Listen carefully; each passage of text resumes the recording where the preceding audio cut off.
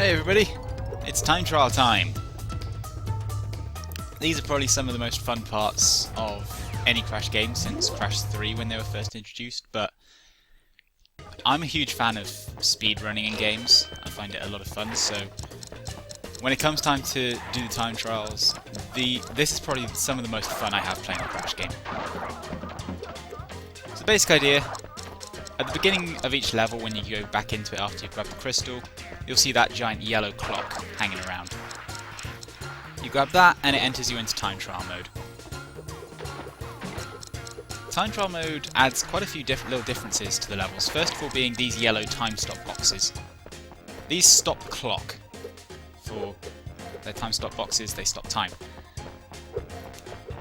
They stop it for the number shown on the box, and this does actually force you to modify your line through the level quite a bit, and often demands some additional speed to your reactions, because unless you've been obsessively time trialing a certain level, you're not going to know the optimum route of time stops. So that section there, I didn't know there were 2 3s and a 2 on that section there, so I had to quickly adjust my line to grab it. There are 3 levels of Relic. There are the Sapphires, which are the easiest to get.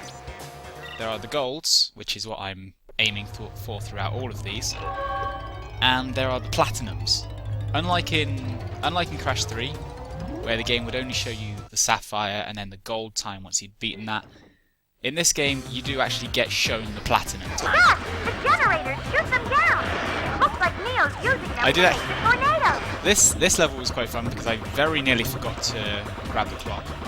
In these stranger levels, when you're in various gimmicks, it is quite easy to forget slightly that you do have to grab the clock, because it's often in a little out of the way position.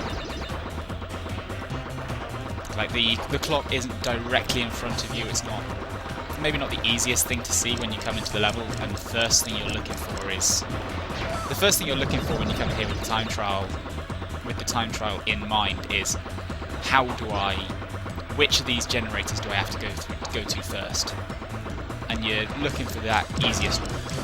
Although since the generators are arranged in a fairly circular pattern, you don't have to worry about that. No matter which generator you go for first, you should be able to get a nice clean line going around the circle. Now I've lost the last generator, which is here, right in the middle. So you do the circle, you come back to the middle. Every one of the balloons has a 3-second time stop box on it, so grab those if you can, but don't go out of your way to grab them. And that's an easy platinum. I'm going to go out on a limb and say that might be the only platinum you see during this. It's the only platinum we're going to see in this world. So there we go. Bamboozled's time trial is difficult, because on this level, stuff that was like minor inconveniences the first time through becomes absolutely brutal. This section here actually gave me a lot of trouble on various runs. It took me quite a few runs to get the gold here. But a lot of it was because of that little spiral there. Because I was thinking for a long time that by going over the side of that spiral, I could cut out a little bit of track. But in the end, I just found that rather than saving time through distance, I was losing time through losing my speed. This lift up here, there's a ton of time stop boxes up here. I know there's at least 7 seconds in there. The approach I was taking to that lift throughout playing these was, if the lift is reachable when I get to that point, I will grab it, but if it's not, I'm not gonna worry about it. I think a lot of people have some different ideas about how they prioritize time stop boxes. I know my sister likes to grab all the time stop boxes, whether they're within easy reach or not. I personally prioritise 2 or 3 seconds. 1 second boxes I'm not going to rush back and grab. This section here is a lot of fun, just blasting over that.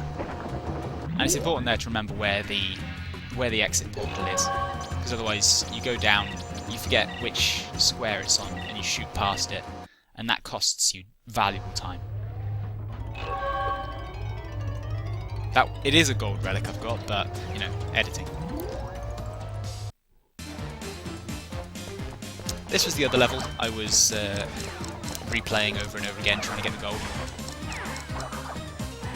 Platforming levels are generally a lot easier to get the gold on, because you'll see Crash's super sprint here.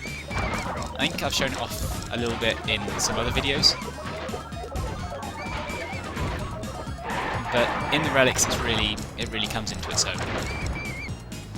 This is the power we got for defeating Cortex the first time. Obviously, you didn't see that fight because I cut it out, but if you hold down R2, Crash sprints like this. Just like the relics, this was a power introduced in Crash 3, because obviously Crash 2 didn't have relics, so it would have been a fairly pointless power. I think it actually got nerfed in this game a bit, because it seems, at least to me, it seems a lot slower. A much slower sprint. It's still much faster than your standard run though. If you blow up any boxes that cause explosions, any time stop boxes they blow up do count. So this makes it kind of easier when you've got time stop boxes on a group of TNTs. So you can just bounce on one TNT and bounce on one TNT and just leave that to be dealt with, and the time stop boxes will still count for you. Another relic. And compactor reactor.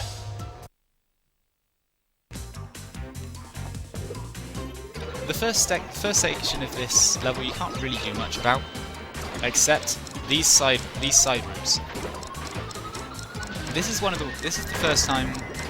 first level where you really have to take a different route, because you remember these little side routes in the original form of the level had just nitros. There were no regular boxes, so it was just a harder way of going through the level.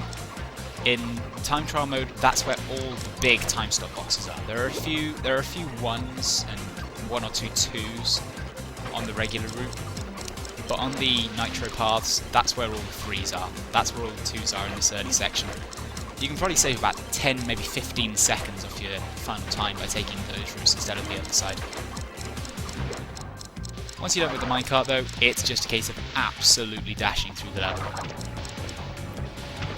Keys to getting gold and platinum relics are basically do not stop. Backtrack if you must to grab